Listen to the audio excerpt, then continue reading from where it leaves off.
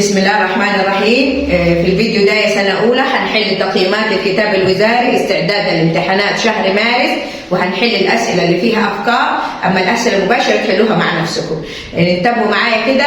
نبدأ أول تقييم. بسم الله. نبدأ يا سنة أولى. أول سؤال هنا جايب لنا الرابطة الفلزية، بيسأل عن الرابطة الفلزية نتيجة قوى تجاذب. نكتب هنا تجاذب بين الكاتيونات الموجبة اللي هي كاتيونات الفلز الموجبة وسحابة الإلكترونات السالبة. طيب هنا شوف جايبنا السؤال اللي تحت بيقول تعتبر الرابطة الفلزية هي المسؤولة عن صلابة الفلزات وارتفاع درجة انصهارها. تتناسب قوة الرابطة تناسبا طرديا مع كل من درجة الصلابة ودرجة الانصهار. عند ترتيب الفلزات السابقة ترتيبا تنازليا حسب درجة الصلابة ودرجة الانصهار، يكون الترتيب هو مين قصده بالفلزات السابقة اللي هو شايفينهم فوق دي الألمنيوم والمغنيسيوم والصوديوم. هنا السؤال ده على أي أساس بنرتب يا سنة أولى؟ بنرتب على قلنا إلكترونات التكافؤ. مين المقصود بإلكترونات التكافؤ؟ الموجودة في آخر مستوى الطاقة. شايفين هنا كاتب 3 عامل هنا زائد 3 يعني فقدت كام؟ 3 إلكترونات.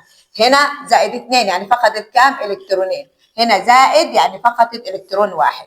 يبقى هنرتب، بيقول هنا الترتيب بين عايزه هنا الترتيب تنازليا. الترتيب تنازليا يعني من الكبير الأعلى. مين عند الأعلى؟ الألمنيوم، بعد كده المغنيسيوم، بعد كده الصوديوم.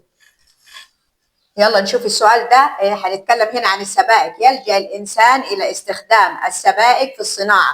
قلنا السبائك ايه ميزتها؟ أكثر صلابة، وإيه تاني قلنا؟ غير قابلة للصدأ. دي الميزة الرئيسية في السبائك. تعتبر السبائك مخاليط لا يمكن التعبير عن معظمها بصيغة جزيئية. قلنا ايه صيغة جزيئية يا سنة أولى؟ يعني ما اقدرش مثلا عندي سبيكة النحاس والقصدير اللي هي البرونز، مش هي عبارة عن نحاس وقصدير، ما اقدرش اروح اكتبها كده صيغة جزيئية بالشكل ده. ده غلط، ده غلط، لا تكتب كده.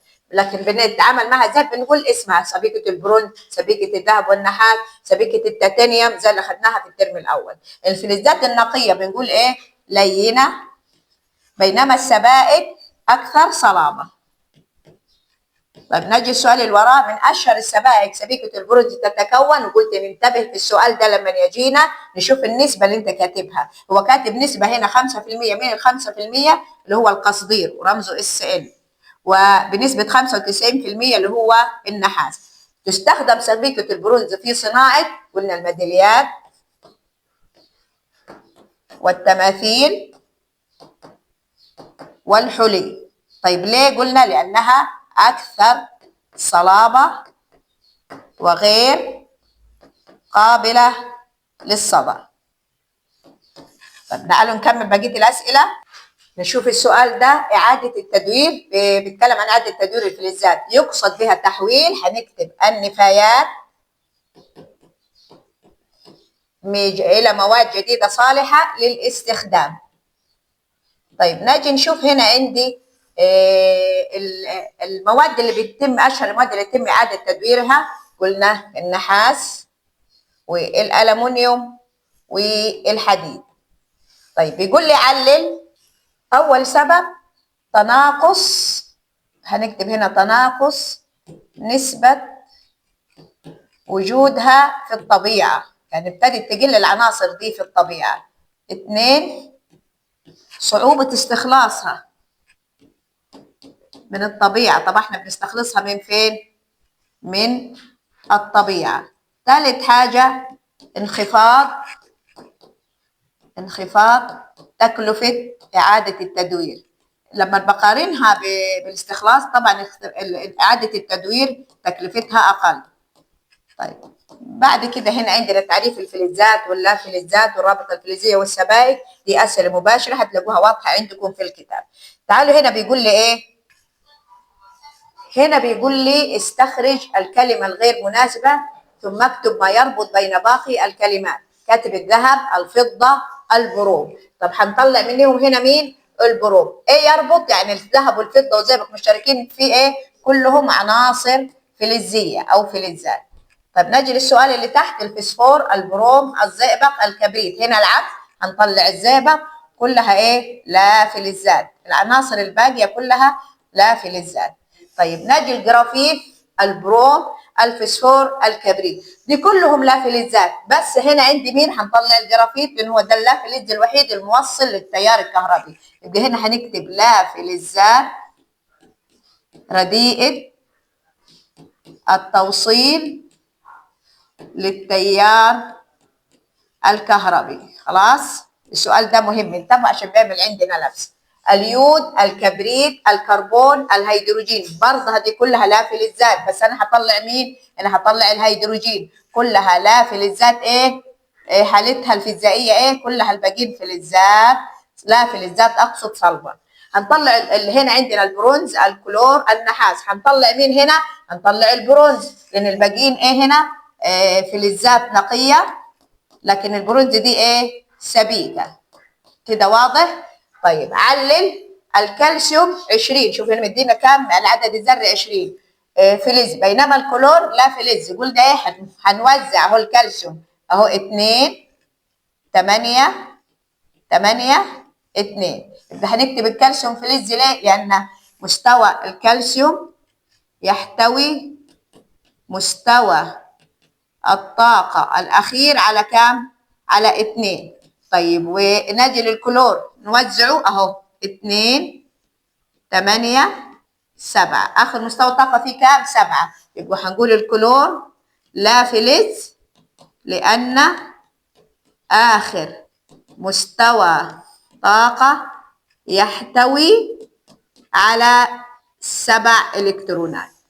طيب يستخدم الكربون في صناعة الأعمدة الجافة رغم أنه لا فلز لأنه جيد التوصيل للكهرباء.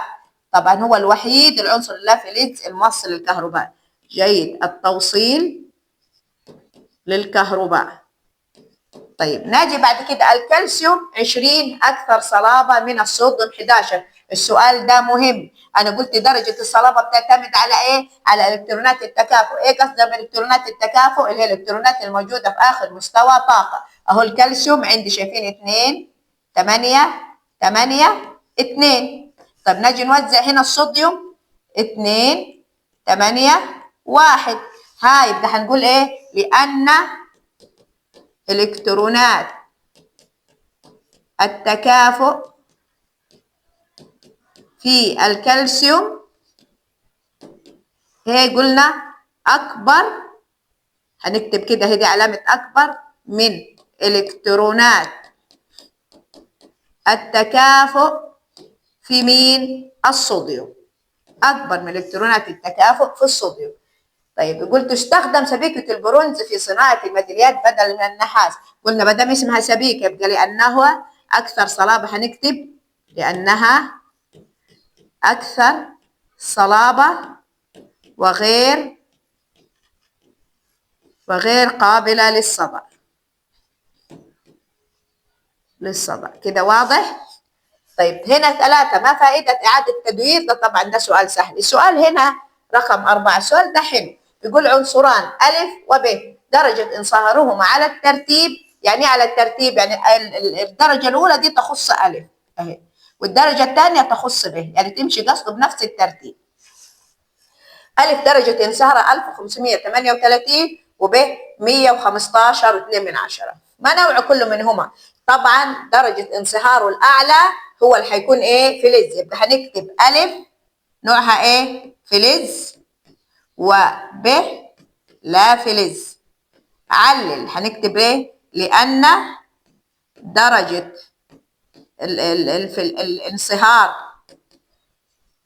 للفلزات أكبر من درجة الانصهار للافلزات. انصهار للافلزات يعني الدرجة الأكبر هتاخدها مين؟ الفلزات. أي منهما جدد توصيل الكهرباء؟ هنقول ألف لأن هو إيه؟ فلز. طيب أي منهما قابل للطرق والسحب؟ برضو مين؟ ألف. كده واضح؟ ماذا يحدث في الحالات الآتية؟ الطرق بمطرقة على قطعة من الجرافيت. قلنا إيه هيحصل؟ يتفتت لأنه لا فلز غير قابل للسحب والطرق والتشكيل. خلاص؟ طيب نجي هنا زيادة عدد إلكترونات التكافؤ بذرات الفلز بالنسبة للرابطة الفلزية. قلنا تزداد الرابطة الفلزية. طيب نجي نشوف هنا خلط مصهور فلز من الذهب مع مصهور فلز من النحاس هتتكون، قلنا ايه؟ سبيكة.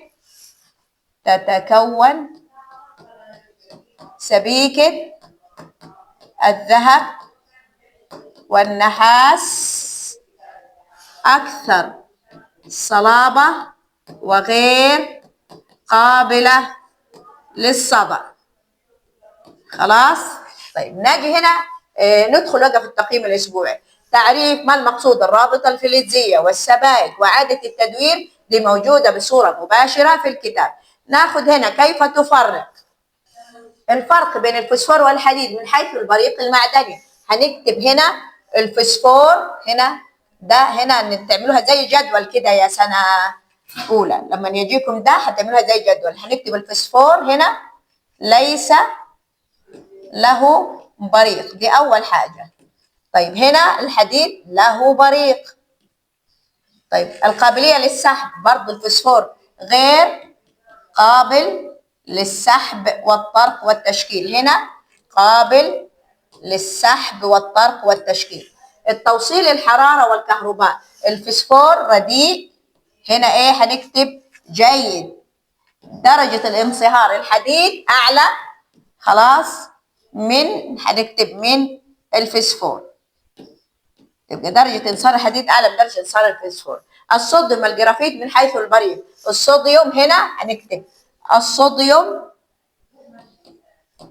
له بريق والجرافيت معتم، والجرافيت معتم. واضح؟ الكبريت والنحاس من حيث القابلية للطرق والسحب وأيهما هش. طبعا النحاس مش عايزين نعيد الكلام ده، خلاص النحاس هو قابل للطرق والسحب، أما الكبريت هو اللي هش لأنه إيه؟ لا فلز. يبقى هنكتب الكبريت هش لأنه لا فلز. الفضة والفوسفور من حيث التوصيل للتيار الكهربي.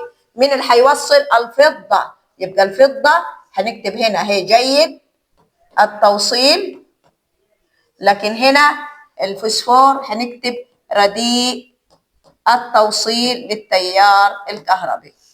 طب يحتوي، هنا الأسئلة اللي هنا حلوة. أكمل. يحتوي مستوى الطاقة الأخير للفلزات أقل من 4، بينما تحتوي اللافلزات أكثر من 4. عنصر ألف، السؤال ده حلو ومهم، بيقول لي عنصر ألف نفهمه.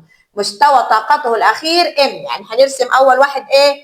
كي ال ام. في الأخير يوجد فيه 2 إلكترون، طبعا اللي قدام لازم هيكونوا مكتملين ما دام وصلنا للتالي. يكون نوعه ما دام 2 يبقى ده نوعه فلز. طيب والعنصر ب مستوى الطاقة الأخير ال، يبقى عندي بس مستويين كي وال. يحتوي على كام؟ به 6 إلكترونات أهي، وطبعا هنا مكتمل، يبقى ده ايه نوعه؟ لا فلز. مش احنا قلنا ده الفلز أقل من 4 ولا فلز أكبر من 4؟ جميع الفلزات مواد صلبة عدا، شوف بيسأل هنا الفلزات، ما نتهورش ونجاوب من غير ما نركز، اللي هو مين؟ عدا الزئبق، ده رمز الزئبق.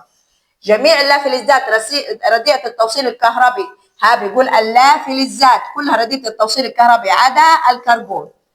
تتواجد اللافلزات في 3 حالات صلبة مثل الكبريت أو الكربون أو الفوسفور، دي كلها في الحالة الصلبة. وغازية زي الهيدروجين مثلا عندي أو الأكسجين، يعني اختار واحد من دول، أو النيتروجين. والسائل الوحيد اللي هو مين؟ البروم. واضح؟ تتجمع ذرات الفلزات الصلبة في ترتيب يعرف بالشبكة البلورية. الشبكة البلورية. الرابطة الفلزية تنشأ نتيجة التجاذب بين أيون الفلز الموجب وسحابة إلكترونات التكافؤ السالبة المحيطة به. تتكون سبيكة البرونز، قلنا قبل ما نجاوب أبص النسب، هنا حط كاتب 5% مين؟ القصدير، ما أحطش الرموز وأنا مش عارفة النسب. والنحاس اللي هو بنسبة 95. تستخدم سبيكة البرونز في صناعة الميداليات والحلي والتماثيل، كله صح. تتميز سبيكة البرونز بأنها أكثر صلابة وعدم قابليتها للصدى. هنا هناخد الدرس الثاني، تقييمات الدرس الثاني اللي هو الأحماض. طبعا هنا بيفكرنا أنواع المركبات إيه ودانا المجموعات الذرية. نبدأ بحل الأسئلة كده، خليكم معايا. بيسأل هنا أولا الأحماض، قال هي إيه؟ مواد تتفكك في الماء وتعطي كتيون الهيدروجين، هو حاطط كاتب رمزه هنا، الهيدروجين الموجب. بيقول تنقسم الأحماض بناء على وجود الأكسجين، الأحماض أكسجينية وأحماض لا أكسجينية. هنا هنكتب أحماض لا أكسجينية. يعني إيه لا أكسجينية؟ يعني لا يوجد فيها هيدروجين، أكسجين أقصد، عفوا. وهنا نشوف هنا مكتوب حمض الهيدروكلوريك، هنكتب حمض الهيدرو، واخدنا ازاي بنسميها؟ كلوريك. طيب وهنا احماض الاكسجينيه مثل حمض الكبريتيك، رمزه ايه؟ H2SO4. هنا طبعا رمزه HCl. نجي هنا في التسميه، نشوف ايه عايز في التسميه. اول حاجه هنا الكلوريد، شوف بيقول لنا بنكتب اسم الحمض، بعد كده الهيدرو ونضيف الاسم. نشوف هنا كلوريد الهيدروجين دي في الحاله الغازيه. طب انا اعمل حمض هكتبه ازاي؟ HCl. هنا هنكتب كلمه هيدرو. ليه بنكتب هيدرو؟ لان انا هنا بتعامل مع الانيونات. بعدين الفلوريد هنشيل يد ونكتب فلوريك. طيب بروميد، ده ايه؟ مادام اول اتش، مادام مكتوب اتش يبقى البدايه اكتب كلمه حمض. بعد كده هو بروميد، هشيل يد واكتب بروميك. رمزه ايه؟ مادام حمض البدايه اتش. طب بعدين اكتب البروم. في الحاله الغازيه اسمه ايه؟ بروميد الهيدروجين.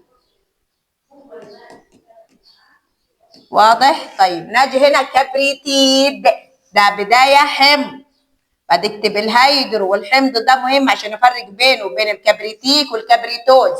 فدام كتبنا هيدرو يبقى هاخد الانيون، يبقى اسمه ايه؟ كبريتيك. واضح؟ نشوف هنا بيقول لي الأحماض الأكسجينية. عندي نوعين من الأحماض الأكسجينية، مجموعات ذرية تنتهي بآت ومجموعات ذرية تنتهي بي. نشوف المجموعات الذرية تنتهي بآت. هنا كاتب لي حمض كربونات، شايفين آت أهي، هحذف الآت، هكتب طبعا بدل في اتش يبقى حمض. شوف كتب ايه؟ أضاف ايه؟ كلمة ايه؟ رمزه ايه؟ اتش. بصوا معايا هنا CO3. تفضل الاثنين اللي فوق هنا دي فين تروح؟ هتنزل للهيدروجين، لان قلت التكافؤات تكتب بالتبادل. نجي هنا الكبريتات، شايفين آت هنحذفها، هنكتب ايه؟ الكبريتيك. شلت الآت وكتبنا مكانها ايه؟ شايفين الاثنين هنا عشان هنا موجود التكافؤ بتاعها ثنائي. نجي الفوسفات هنكتب حمض، بعدين نكتب الفوسفيك. هنكتب ايه؟ حمض البدايه اتش. طيب ونكتب مجموعه الفوسفات زي ما هي. الفوق دي الثلاثه هنكتبها فين؟ تحت الهيدروجين. طيب ايه لازمه السالب؟ قلنا عشان نعرف هكتبه في الاول ولا في الاخر، لان قلنا يكتب الايون السالب في الاخر. الاول نبدا بالايون الموجب. نجي المجموعات الذريه بتنتهي ب، تحذف اليد وتضاف الاوز. هنا عندي ايه؟ نيتريت، شايفينها؟ اضافها واضاف الاوز. طيب هنكتب رمزه ايه؟ اتش مدام حمض، ونكتب المجموعه الذريه زي ما هو، ودي تكافؤها هنا احادي. طيب كبريتيت هنحذف الايد، نكتب كلمه حمض ونكتب الكبريتوز. ده حمض ضعيف. في معلومة هنا مهمة، بيقول لكم عدد ذرات الهيدروجين تساوي ايه؟ دي موضع سؤال مهمة. مقدار شحنة الأنيون، يعني ايه الكلام ده؟ شايفين مقدارها كام هنا؟ 2. شاف كام عدد هيدروجين؟ 2. يعني بالعربي كده بيقول لك الهيدروجين بيشيل تكافؤ الأنيون. طب نشوف هنا، شايفين هنا عدد الهيدروجين 3. طب شحنة الفوسفات كام؟ 3. وهكذا. فهمنا؟ طيب نجي هنا، حمض الهيدروكلوريك تفرزه المعدة ويساعد في عملية هضم الطعام.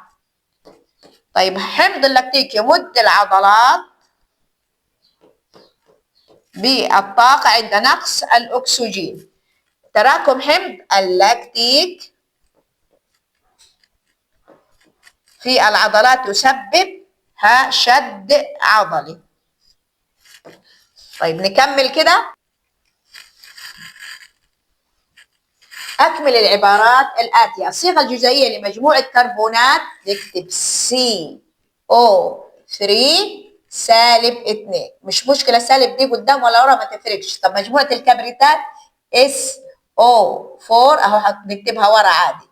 ما دام هنا كبريتات يبقى تبدأ بكبريت، دايما بنتلخبط. هنا قال كربونات كربون، يبقى هنا عشان كده حطينا كربون، هنا حطيت كبريت. الأحماض الأكسجينية هي التي تحتوي على عنصر الأكسجين. قلنا زي مين؟ HNO3 أو H2SO4. دي أشهر الأحماض اللي هتمشي معاكم. حمض الهيدروكلوريك وحمض مثلا حمض الهيدروكلوريك وحمض الهيدروبروميك. يقول من الأحماض التي لا تحتوي على عنصر الأكسجين. عدد ذرات الهيدروجين في جزيئها، شفنا قلنا السؤال ده مهم، تساوي ايه؟ مقدار شحنة ايه؟ الأنيون، وشرحناها من شوية فوق. المكون له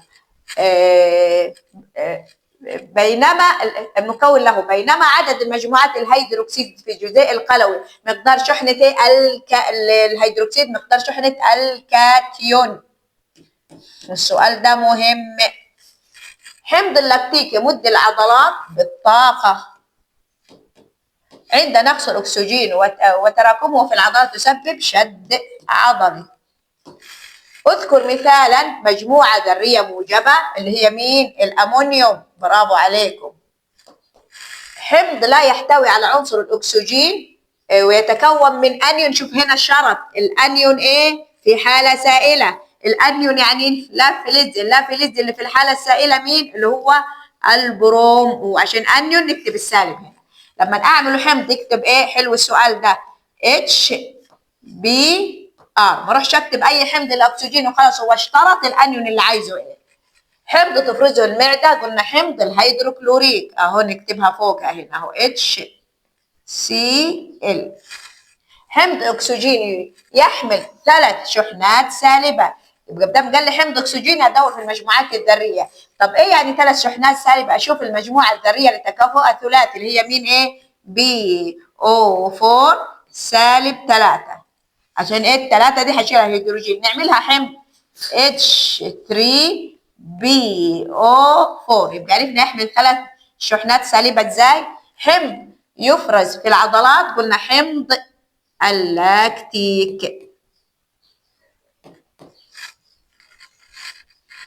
حمض الهيدروكبريتيك. السؤال ده حلو خالص ومهم جدا. شوفوا بيقول ايه؟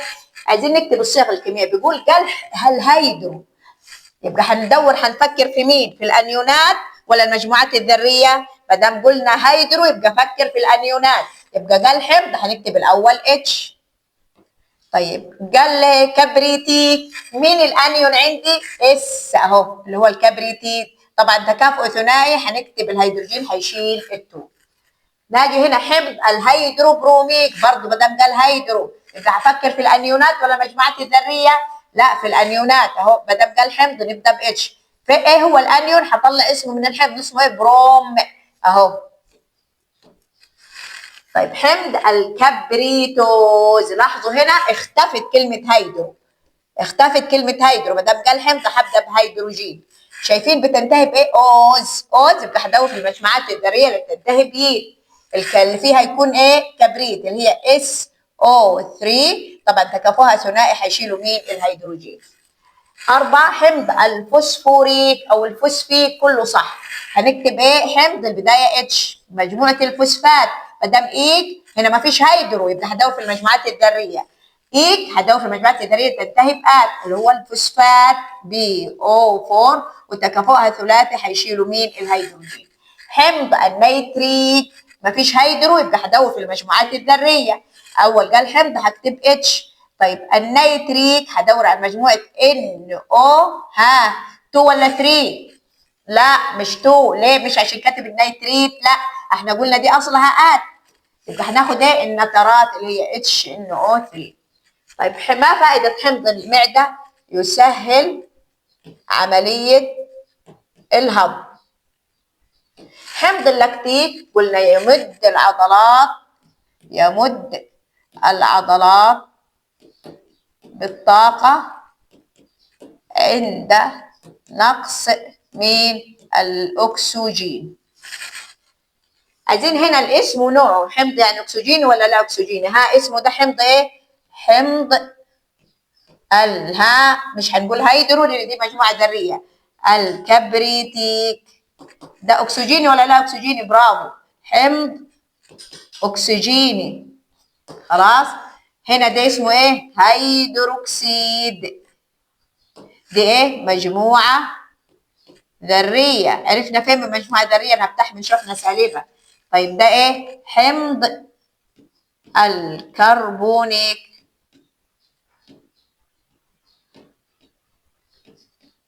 طيب نوعه ايه؟ قلنا ايه؟ حمض اكسجيني. بعد كده دي ايه؟ دي مجموعة ايه دي؟ قلنا الكبريتيت. دي مجموعة ذرية سالبة طبعا. ده ايه؟ بدايته اتش يبقى حمض النيتروز. ولازم احفظ المجموعات الذريه لان النيتريت NO2 ده رمز النيتريت وانتهي بايت لازم اسمه حمض النيتروز. ده حمض اكسجيني.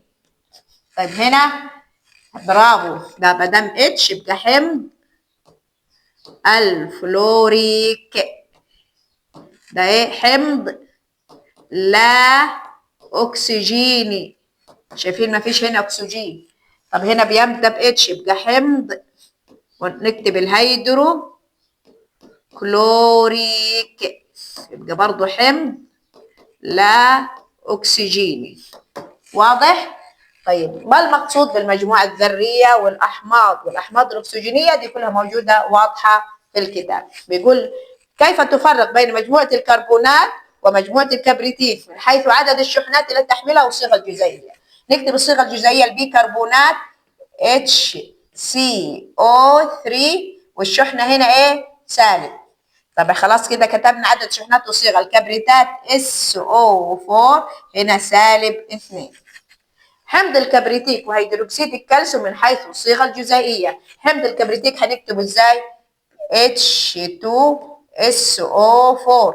طيب الصيغه الجزيئيه يعني هي الرموز. هيدروكسيد الكالسيوم محدش يقول يعني ايه الصيغه الجزيئيه؟ يعني تكتب رمزه. هيدروكسيد الكالسيوم اهو هنكتبه هنا Ca، نكتب OH، الكل 2 لان تكافؤ الكالسيوم ثنائي. حمض الكبريتوز وحمض الكبريتيك. قلنا حمض يبقى هبدا اهو هنكتبه هنا الكبريتوز اهو H2SO3. هنا الكبريتيك H2SO4. أوضح العالم قلنا أرهنيوس أن الأحماض مواد تذوب في الماء وتعطي أيونات الهيدروجين الموجبة والقلويات تعطي لذوبانها أيونات الهيدروكسيد السالبة. تبدأ الصيغة الجزيئية بالأحماض بكاتيون الهيدروجين برضو الموجب ويرتبط اسمه باسم مين؟ الأنيون الداخل في تركيبه. نشوف هنا من سؤال 3. الشحنة الكلية لجزيء أي مركب تساوي 0 أو 0 طبعا. تفرز المعدة حمض الهيدروكلوريك ونكتب الرموز عادي، مش لازم نكتب كتاب، أصلا الكيمياء رموز. الذي يساعد في عملية هضم الطعام. طيب ناجي هنا حمض، يبقى نبدأ بإتش. قال الهيدرو، يبقى هندور في الأنيون، الأنيون هلاقيه مكتوب أهو الكلور، يبقى أكتب الكلور. هنا كاتب حمض، يبقى نبدأ بالهيدروجين. هل موجود هنا كلمة هيدرو؟ مفيش، يبقى هدور في المجموعات الذرية. هشيل إيك واكتب آت، نقراها الكبريتات، رمزها هي SO4، تكافؤها ثنائي، لازم أكون حافظة المجموعات الذرية كويس. هنا هنكتب اتش حمض. طيب قال النيتريك، هشيل ايك واكتب ات، ايش معنى؟ لان احنا قلنا ايك بدل ات، يبقى حمض النترات، ان هو مجموعه النترات. خلاص. طيب ناجي هنا بيقول لي هيدروكسيد البوتاسيوم. ها بدل قال هيدروكسيد اهو، شوفوا بصوا ازاي سهله، هكتب الهيدروكسيد هنا، وشايفين كلمه البوتاسيوم اكتب فوقها البوتاسيوم. ناجي نكتب الرمز ايه؟ KOH. هنا مجموعة ذرية تتكون من 3 عناصر. السؤال ده مهم. العنصر الأولاني H، العنصر الثاني C، العنصر الثاني O، بس عددهم كام؟ 3. هذه ال3 عناصر بيقول عليها اسمها ايه؟ البيكربونات. حمض النيتروز، ما دام قال حمض يبقى هكتب اهو، هشيل الاوز واحط ايه؟ ايت. مين هي؟ النيتريت. طيب ايه النيتريت؟ NO2 اهو. شايفين نفرق بين ده وده ازاي؟ اكتب اسماء المركبات الاتيه واذكر نوعها. ما دام البدايه اتش يبقى هكتب حمض. نشوف دي ايه؟ مش دي مجموعه ذريه؟ هنكتب الكربونيك. نوعه ايه؟ حمض اكسجيني. طيب ناجي هنا البدايه اتش يبقى حمض. هل هنا موجود اكسجين؟ لا، يبقى ده انيون، هنكتب حمض الهيدرو، لازم نحط مقطع الهيدرو. كبريتيك، ده حمض لا اكسجيني. طيب ناجي هنا البدايه اتش، هنكتب حمض، دي مش مجموعه ذريه، اسمه حمض الفوسفيك او الفوسفوريك، كله صح. طيب ناجي بعد كده ده حمض هنا اكسجيني. واضح؟ هنا نحل عندنا القلويات. نبدا معايا كده، بيقول او بدينا اول قلوي هيدروكسيد الصوديوم. نجي للقلوي اللي وراه، ده اسمه ايه؟ بوتاسيوم. لما نتحول لقلوي، شايفين كتبنا القلوي بعد البوتاسيوم لان هو ايون سالب. طيب بعد كده هيدروكسيد المغنيسيوم، نكتبه ازاي؟ MH. نبدا بالمغنيسيوم ليه؟ لان هو الموجب، وهو الهيدروكسيد. طيب فين دي الاثنين اللي هنا دي؟ فين هتروح؟ هيشيلها، وقلنا تكتب التكافؤات بالتبادل. ليه كتبت القوس؟ عشان اقول ان الاثنين تشمل المجموعه الذريه كلها. طيب نجي نشوف هنا اهي كلمه هيدروكسيد اهي، هيدروكسيد. طيب مين الكاتيون اللي معاه؟ كالسيوم. شحنته كام؟ اهي دي تكافؤها، يبقى هنكتب -2. هيدروكسيد ده اسمه ايه؟ طبعا هنا هنكتب الكالسيوم. اللي هنا دي اسمها ايه؟ مجموعه ذريه امونيوم. طيب رمزها ايه؟ NH4OH. واضح؟ طيب برضو هنا نقطة مهمة، عدد مجموعات الاو اتش مقدار شحنة مين؟ الكاتيون. وفي سؤال حليناه، يعني شايفين هنا 2 المجموعة الهيدروكسيد. ليه شايفين شحنة الكاتيون كام؟ 2. هنا 1 و1، لان هنا شحنتهم ايه؟ 1. واضح؟ طب يستخدم لبن المغنيسيا كعلاج مؤقت لحموضة المعدة لأنه مركب قلوي يعادل حموضة. أنا قلت عشان أعادل الحمض لازم أضيف له إيه؟ قلوي. طيب بعد كده تتفاعل الأحماض مع القلويات وتتكون ملح وماء، اللي هي دي تفاعلات التعادل. الشحنة الكلية لأي مركب تساوي إيه؟ 0، سواء المركب ده كان حمض أو أكاسيد أو أملاح أو قلويات. تفاعل حمض الهيدروكلوريد أهو رمزه HCl مع هيدروكسيد الصوديوم اهي رمزها NaOH، ويتكون ملح. ملح ايه ده؟ اسمه كلوريد الصوديوم. وماء، اهو ده رمز الميه، او تكتب كده الميه يعني، بس هو ده رمز الميه اللي احنا عارفينه. تنتهي الصيغه الجزيئيه للقلوي بانيون او اتش ويرتبط باسم الكاتيون، يعني بقول هيدروكسيد الصوديوم يبقى الكاتيون صوديوم. خلاص. رقم 6 عندي الصيغه الجزيئيه للقلوي الذي يحتوي على كاتيون الكالسيوم، قال قلوي يبقى لازم فيه او اتش، يبقى هكتب سي اي او اتش، ما ننساش الاثنين اللي هنا هنكتبها هنا تحت القلوي. هنا جايب لي جدول عشان اقارن بين الاحماض القويه والقلويات القويه والضعيفه. هنا طبعا توصيل الكهرباء، ما دام قال لي جيد وجه المقارنه هنا التوصيل للكهرباء. طب هنا ده جيد يبقى هنا ضعيف، طيب هنا ضعيفه يبقى هنا هنكتب جيد. ناجي هنا بعد كده بيقول ايه تاثيرها على شريط لون دوار الشمس، بيقول ايه يتغير، طبعا الاحماض هنا تغير لون شريط دوار الشمس للاحمر، طبعا الاحماض تبقى للاحمر لوجود ايون الهيدروجين. طبعا هنا تغير للازرق لوجود ايون الهيدروكسيد. التفاعل هنا لا تتفاعل الاحماض، التفاعل لا تتفاعل الاحماض مع بعضها، يعني ما فعلش حمض مع حمض، ما فعلش قلوي مع قلوي، يوم ما يتفاعلوا ما شفناش اهلي بيلاعب اهلي ولا زمالك بيلاعب زمالك، نفس الحكايه ما جا فاعلهم حمض مع قلوي. من امثلتها نكتب القوي HCl و HNO3 قوي، HNO2 ضعيف، اي حمض ينتهي بأوز ضعيف.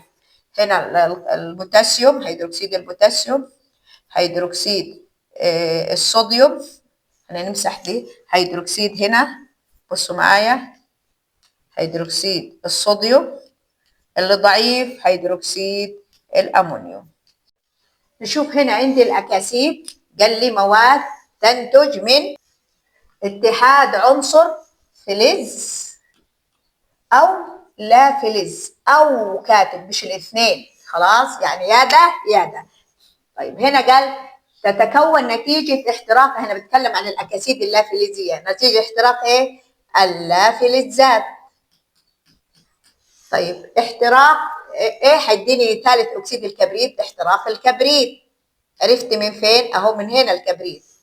تذوب في الماء مكونة أحماض. طب يذوب في الماء مكون حمض الكبريتيك SO3. تتفاعل مع مين؟ بما انها هي احماض تتفاعل مع القلويات ولا تتفاعل مع الاحماض. خلاص. طب هنا احتراق مين؟ قلنا الفلزات لان هي اكاسيد فلزيه، الفلزات. هنا احتراق مين؟ نشوف الفلز اللي هنا احترق اللي هو المغنيسيوم، المغنيسيوم اللي هو Mg. يذوب بعضها في الماء مكون قلويات، محاليل قلويه. يذوب هنا مكون ايه؟ هنكتب هيدروكسيد، ما دام قلوي يبقى لازم في مجموعه الهيدروكسيد. طبعا كتبنا هنا طول ان تكافؤ المغنيسيوم ثنائي، بما ان هي قلويات بتبقى تتفاعل مع الاحماض ولا تتفاعل مع القلويات. طيب ناجي هنا طبعا هنتكلم هنا عن الامطار الحامضيه. اسبابه هنا انت كتبنا الامطار الحامضيه، نقول اسباب. اول سؤال اسباب احتراق الوقود الحفري مثل قلنا الفحم وعندنا البترول. طبعا بتستخدم السيارات والمصانع والكلام ده كله. ويتصاعد التي طبعا الغازات اللي كاتبها هنا ثالث اكسيد الكبريت، ثاني اكسيد الكبريت، ثاني اكسيد النيتروجين التي تذوب في الماء مكونه امطار حامضيه. طيب حدد اضرار، بيقول لنا الامطار الحامضيه. الامطار الحامضيه ايه اضرارها عندي؟ اول حاجه تاكل المباني، تآكل المباني. طيب عندي ايه تاني من اضرارها؟ تدمير الغابات، الغابات. الاضرار طبعا بصحه الجهاز التنفسي والكلام ده كله، او الجهاز الاجهزه في جسم الانسان. طيب ناجي هنا بعد كده تحت بيقول لي عرف كل من الأحماض والقلويات والأكاسيد والمجموعات الذرية دي كلها موجودة عندكم بصورة مباشرة في الكتاب. طيب ندخل هنا الأداء المنزلي. بيقول لي إيه؟ اذكر مثالا واحدا لكل مما يأتي مع كتابة الصيغة الجزيئية. قلنا المقصود بكتابة الصيغة الجزيئية اللي هي الرموز. حمض ضعيف، قلنا أضعف حمض هتسمعوه دايما حمض الكربونيك، اسمه حمض الكربونيك. قلوي ضعيف اللي هو هيدروكسيد الأمونيوم OH. حمض قوي حمض الهيدروكلوريك، ده واحد عندكم حمض الكبريتيك وكذا. قلوي قوي هيدروكسيد الصوديوم. طيب أكسيد لا فلز، ثاني أكسيد الكربون، أهو أكسجين متحد مع لا فلز، أكسيد فلز. أكسيد المغنيسيوم أهو ده أكسيد فلز. علل الأحماض تحمر ورقة دوار الشمس، قلنا لوجود أيون الهيدروجين الموجب. طيب القلويات تزرق، هنكتب لوجود أيون الهيدروكسيد السالب. واضح؟ طيب نجي هنا، يستخدم لبن المغنيسيوم لعلاج حموضة المعدة لأنه قلوي يعمل على معادلة حمض المعدة، لأن أنا قلت تفاعلات التعادل هي إيه؟ قلوي زائد حمض. ما الأضرار الناتجة من الأمطار الحمضية؟ قلناها من شوية. ما أهمية الأحماض في جسم الإنسان؟ اللي هو وجود حمض الهيدروكلوريك في المعدة يسهل عملية قلنا إيه؟ الهضم. وحمض اللاكتيك يمد العضلات بالطاقة عند نقص قلنا مين؟ الأكسجين. ورقة دوار الشمس للكشف عن المحاليل الحامضية والقاعدية. واضح؟ طيب بيقول ماذا يحدث؟ إمرار تيار كهربي في حمض الكبريتيك وحمض الخليج بالنسبة لإضاءة المصباح. حمض الكبريتيك هنقول الإضاءة بتكون إيه؟ ده الكبريتيك الإضاءة قوية لأنه إيه؟ حمض قوي. حمض قال إيه؟ وبالنسبة وحمض الخليج طبعا هنا حمض الخليج طبعا أنتوا لسه ما خدتوش رمزه، ده الإضاءة ضعيفة. قلنا ليه؟ لأن ده حمض ضعيف. تفاعل الأحماض مع القلويات دي التفاعل قلنا إيه؟ تعادل ينتج عنها ملح وماء. طيب تسخين قطعة من المغنيسيوم وإضافة الناتج إلى الماء ووضع ورقة دوار الشمس الحمراء في المحلول. بصوا هنمسك حتة حتة في السؤال. بيقول تسخين قطعة المغنيسيوم، نكتب الإجابة فين؟ هنا هنكتب أهو ينتج فوقها هنا، هينتج إيه؟ أكسيد، أهو هنكتب رمزه المغنيسيوم، دي أول جزء. طب إضافة الناتج إلى الماء يبقى هتكون هنا فوق هنكتب هنا يتكون محلول قلوي. جزء في السؤال نجاوب. طب الجزء ده وضع ورقة دور الشمس الحمراء تزرق ورقة دوار الشمس. يبقى السؤال ده شفت مكتوب كام جزء؟ طيب تسخين قطعة من الكبريت نفس الكلام. الكبريت هيتكون ايه كده؟ يتكون اكسيد الكبريت، اول اكسيد الكبريت مثلا خلينا، او ثاني اكسيد الكبريت، واضافه الناتج الى الماء قلنا يتكون محلول ايه هنا؟ ايوه حمضي. هنا ايه هتعمل ورقه دور الشمس؟ قلنا هتعمل ايه؟ تحمر ورقه دوار الشمس. طيب ناجي هنا السؤال الاخير، ذوبان اكاسيد الكبريت في الامطار، قلت تكون ايه؟ امطار حامضيه، تكون امطار حامضيه. طيب ناجي هنا نكمل بقيه التقييم. ما المقصود بالاكاسيد الحامضيه والاكاسيد القاعديه والامطار الحامضيه؟ دي موجوده واضحه في الكتاب. الأكاسيد الحامضية بنقارن بينها والأكاسيد القاعدية من حيث التعريف وناتج الذوبان. الأكاسيد الحامضية هي أكاسيد فلزية تتفاعل مع الماء مكونة محاليل إيه؟ يبقى نكتبها هنا أكاسيد لا فلزية عند ذوبانها في الماء تكون محاليل حامضية. خلاص. طب الأكاسيد القاعدية قلنا إيه؟ أكاسيد فلزية عند ذوبانها في الماء تكون محاليل خلوية. طيب حمض الكبريتوز وحمض الكبريتيك، الصيغة والقوة والضعف. حمض الكبريتوز أهو هنكتبه فوقه H2SO3 وده ضعيف، قلت أي حاجة أوز ضعيف. حمض الكبريتيك أهو H2SO4 تفرق هنا 3 وهنا 4، ده حمض قوي. يعتبر الليمون والكاتشب من المواد الأحماض ومعجون الأسنان من القلويات. عند ذوبان حمض الهيدروكلوريك في الماء يتكون أيون الهيدروجين الموجب ويتكون أيون الكلور السالب. عند ذوبان هيدروكسيد المغنيسيوم في الماء يتكون أيون المغنيسيوم الموجب، ولازم نكتب موجب 2 لأن تكافؤها ثنائي، وأيون الهيدروكسيد السالب. تتفاعل الأحماض مع القلويات مكونة ملح وماء. يعتبر حمض النتريك من الأحماض القوية، بينما حمض النيتروز والكبريتوز من الأحماض الضعيفة. قلنا أي حاجة تنتهي بأوز ضعيف. تحترق الفلزات في وجود الأكسجين ويكون أكاسيد فلزية، ويعرف معظمها بالأكاسيد القاعدية. طيب تحترق اللافلزات في وجود الأكسجين وتكون أكاسيد لا فلزية، ويعرف معظمها بالأكاسيد الحامضية.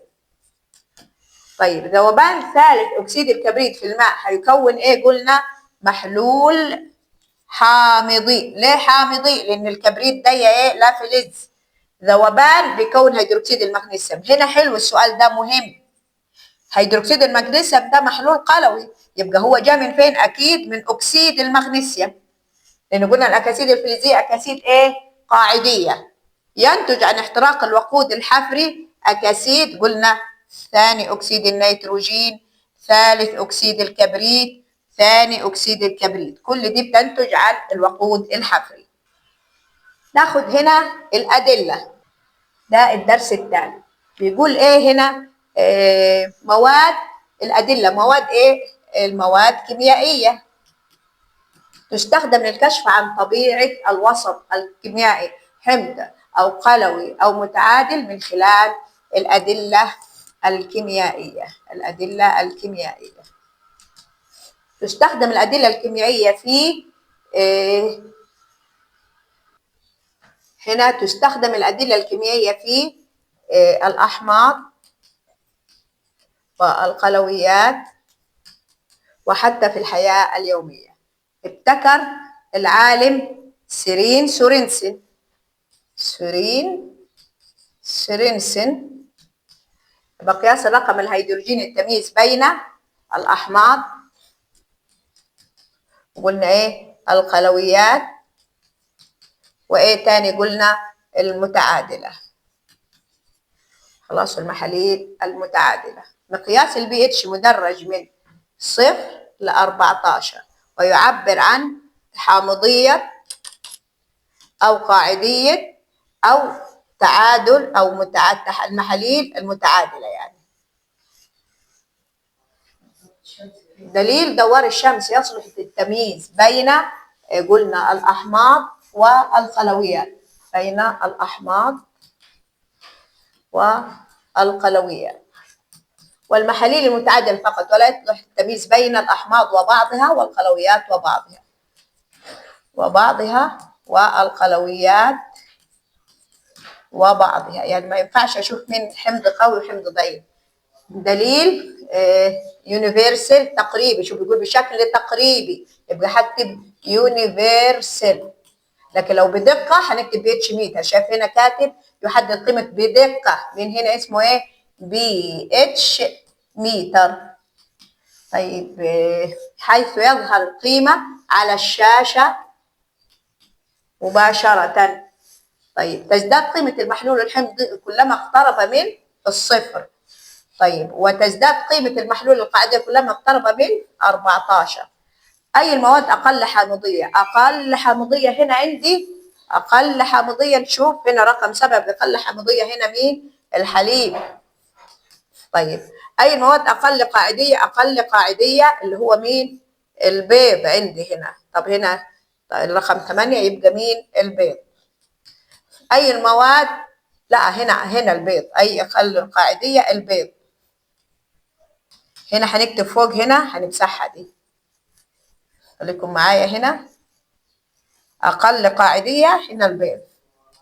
أكبر حامضية هنا عندي اللي هو حمض المعدة، حمض المعدة. وأيهما أكبر قاعدية؟ منظف الفرن، منظف الفرن. نكمل هنا الجدول. بيقول بيقارن بين جهاز بي اتش ميتر ودليل يونيفرسال وشريط دوار الشمس. بي اتش ميتر يميز بدقة الأحماض القوية حسب قوتها. رقم البي اتش طبعا بيكون ايه؟ أقل من كام؟ من 7. هنا يميز بدقة، هنا برضو يميز بدقة، بس بي اتش ميتر بيكون هنا أكبر من 7، تظهر على الشاشة مباشرة.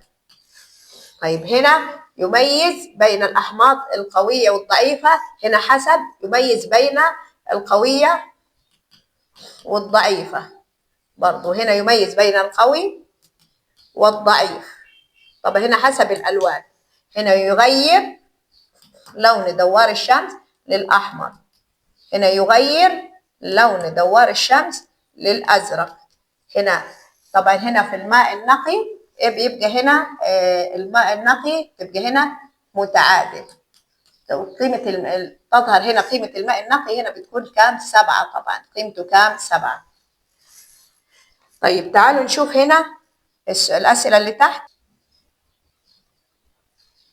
هنا بيقول لنا تختلف قيمة البي اتش المستحضرات العناية بالبشرة والشعر. بيقول قيمة البي اتش للشامبو المستخدم للشعر الجاف تختلف عن قيمة البي اتش المستخدم للشعر الدهني.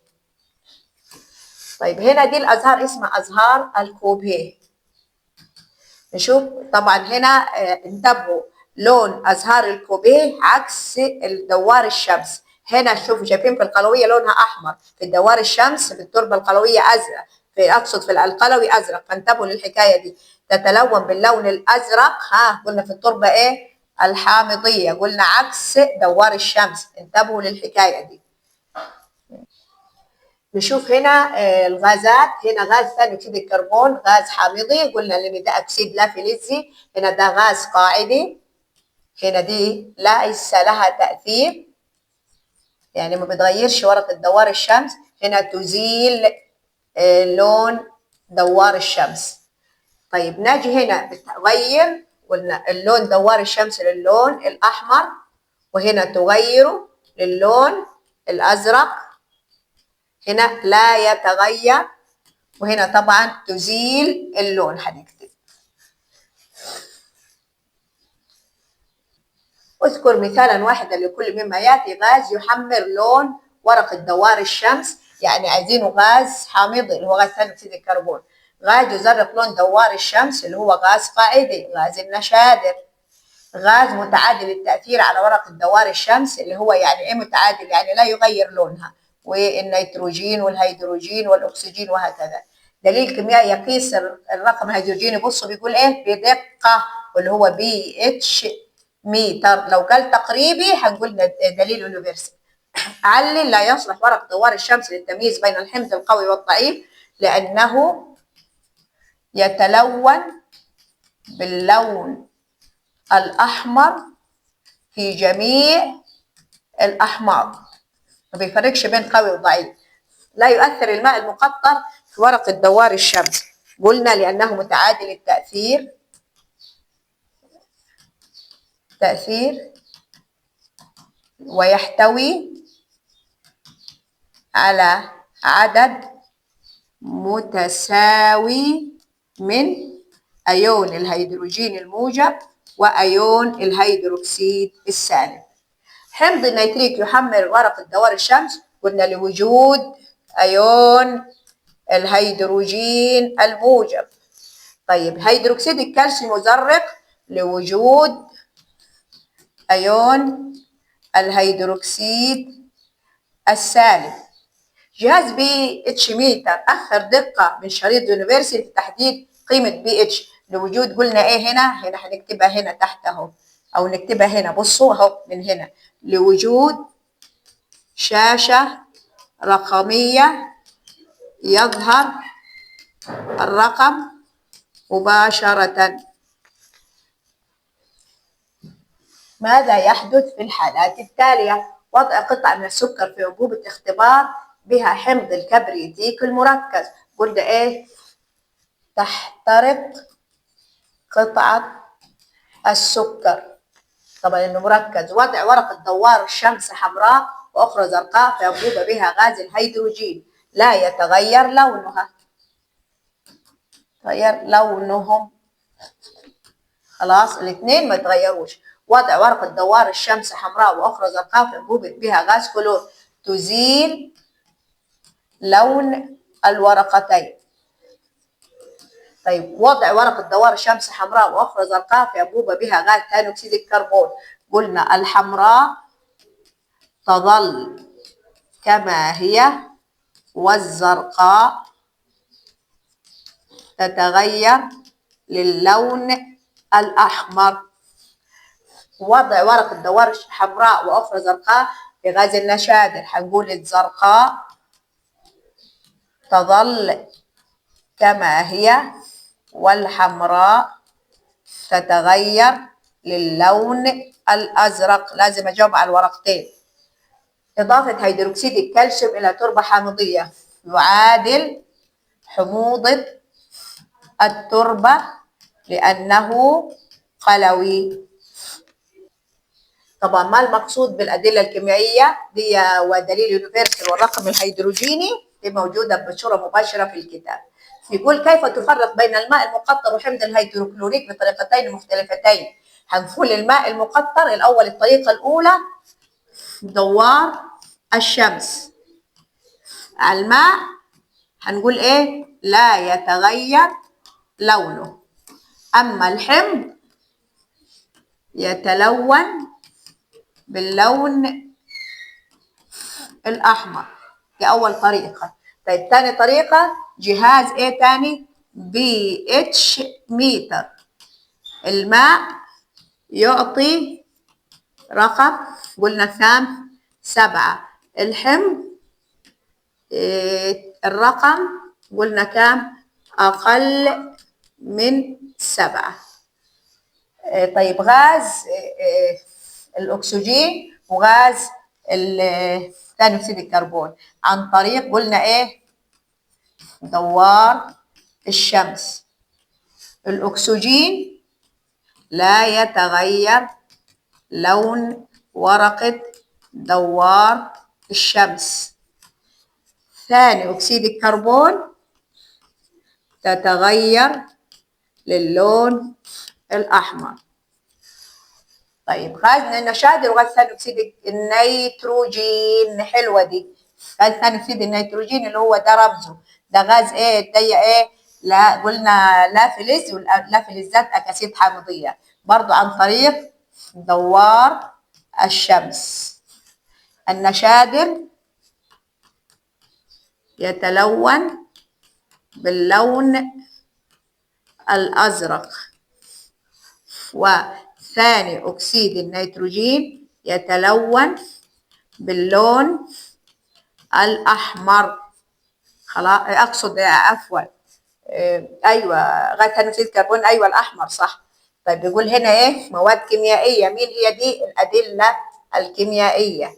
يتغير لونها في الوسط الحامض والوسط القاعدي، يتغير لونها في الوسط الحامض عن الوسط القاعدي مثل مين إيه؟ الأدلة مين زي عندي دوار الشمس. الماء المقطر متعادل التأثير تساوي عدد أيونات الهيدروجين الموجبة مع الهيدروكسيد السالبة. طيب يوجد العديد من الأدلة مثل دوار الشمس ودليل يونيفرسال. نقلل حموضة التربة بإضافة مواد قلوية اللي هو مين؟ هيدروكسيد الكالسيوم، ونحفظ الرمز كويس. تكون رقم الهيدروجيني للأحماض أقل، وبينما القلويات أكبر. السؤال ده مهم. تكون قيمة الرقم الهيدروجيني لمحلول ملح الطعام كام؟ 7 لأن ده متعادل. تقاس قيمة الرقم الهيدروجيني بدقة باستخدام، قلنا مادام قال بدقة، شايفين قال بدقة BH متر. طيب نجي نكمل. من الغازات الحامضية طبعا هندي أي غاز فلز معاه فلز، ثاني أكسيد النيتروجين، ثاني أكسيد الكبريت. ناخد رقم 3 من الغازات القاعدية غاز النشادر، وفي تاني مش مكتوب عندكم اللي هو الفوسفين، ده مش مكتوب عندكم في الكتاب. من الغازات المتعادلة على ورقة دوار الشمس قلنا الهيدروجين، الأكسجين، النيتروجين. بالأملاح مركبات أيونية ناتج عن تفاعل حمض مع قلوي تتكون، نجينا السؤال اللي وراه، تتكون من، قلنا من ايه؟ هناخد ايه من القاعده؟ قلنا من القاعده كاتيون القاعده وانيون الحمض. توجد في صوره صلبه ضمن مكونات القشره الارضيه او ذائبه في مياه البحار والمحيطات. نجي هنا كلوريد، طبعا هنا الانيون عندي هنا بيقول لنا كلوريد، رمزه ايه اهو سالب سالب. هنا ده مغنيسيوم. طب هنا عندي دي اسمها ايه؟ كبريتات. هنا الكالسيوم رمزه ايه؟ Ca موجب 2. طب نجي هنا النترات هنعملها ازاي؟ نبدا بالايون الموجب اولا ثم نكتب الايون السالب. طيب هنا عندي ايون كبريتات اهو رمزه SO4 واكتب سالب 2. امونيوم NH4 موجب. طيب لما نشوف هنا كتبناها، شوف الاثنين التكافؤ بتاع الكبريتات. طيب هنا اسمها ايه الانيون ده؟ كلوريد. طيب هنا ده اسمه ايه؟ امونيوم. نكتبه ازاي؟ كلوريد الامونيوم نبدا بايون الموجب بعد كده الكلور. ناخد هنا الخصائص الفيزيائيه للاحماض. فيزيائيه هنتكلم عن اللون، الذوبان، التوصيل للكهرباء. اول حاجه هنا كبريتات الخرسين نكتب رمزها ازاي؟ ZnSO4 ودي اسمها ايه؟ كربونات الصوديوم. طيب هنا ده اسمه ايه لونه ازرق؟ كبريتات النحاس. اللونه اخضر ده اسمه ايه؟ كلوريد النيكل رمزه NiCl دي اي طبعا 2. الذوبانيه جميع املاح البوتاسيوم، وده هنا هنكتب ايه هنا؟ ما دام قال فيها صوديوم بوتاسيوم امونيوم نترات هنكتب تذوب، وهنا لا تذوب. طيب حامضيه هنا الكلوريد الامونيوم الBH متر، ما دام الحامضيه هنا عندي الBH اقل من 7 وكلوريد الامونيوم رمزه ايه؟ H4Cl. هنا طبعا قاعديه، هنا الBH اكبر من 7 اللي هو ده كربونات الصوديوم. نجي بعد كده ده ايه؟ متعادل، قيمة الBH يساوي 7 اللي اسمه ايه؟ كلوريد الصوديوم. نجي هنا التوصيل الكهرباء. الاملاح الصلبة لا توصل، هنكتب هنا رديئة التوصيل للكهرباء. هنا هنكتب ايه؟ جيدة التوصيل للكهرباء. يقول تزيد نسبة ملوحة مياه البحر بمعدل 10 مرات عن ملوحة مياه البحر الأحمر، ولذلك كبر كثافتها أو كثافتها تزيد، كثافتها أكبر، ولذلك هي أكبر في كثافتها. طيب الأدلة الكيميائية ورقم الهيدروجين والتعريفات دي سهلة، انتوا موجودة مباشرة في الكتاب. عشان نكمل بقية الحل، بصوا معايا هنا، بيقول اذكر مثالا لأملاح بيضاء اللون. عندي أشهر ملح هو إيه؟ كلوريد الصوديوم، ملح الطعام أشهر ملح. أملاح ملونة عندي نوعين، اللي لونها أزرق زي كلوريد النيكل أهو، ولونها أزرق اللي هو كبريتات النحاس. أملاح تذوب في الماء عندنا برضو أي حمض فيه، قلنا بوتاسيوم، في صوديوم، أمونيوم. ناخد عندي مثلا حمض برضو كلوريد الصوديوم. طيب أملاح شحيحة الذوبان في الماء، أشهر حمض كلوريد الفضة، شحيحة يعني لا تذوب.